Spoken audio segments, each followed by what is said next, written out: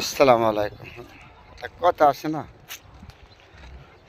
এই যে দুনিয়া কিসেরে লাগিয়া এত যত্ন করিয়াছেন সাই, আসলে সম্পূর্ণ আদমের জন্য। এটা আমাদের বিশ্বাস করতে হবে, কারণ এই পৃথিবীতে যখন একজন আদম দুনিয়াতে পাঠাইবার আগে এই আদম রিজিক পাঠাচ্ছে। এটা কিন্তু আমার মুখের কথা না, হাদিস কোরআনের ব্যাখ্যা দেখতে না। তো এই আদম হয়ে আমরা একজন আদম আর আরেকজনের সাথে হিংসা পিউন ঝুঁঝুরি হয়ে যাচ্ছে। এই সমাজটা আসলে আমরা নিজেদের কারণে আজকে অনেক দুর্বল, অনেক জায়গায় আমরা অনেক কিছু হয়েছে আমরা মানুষ।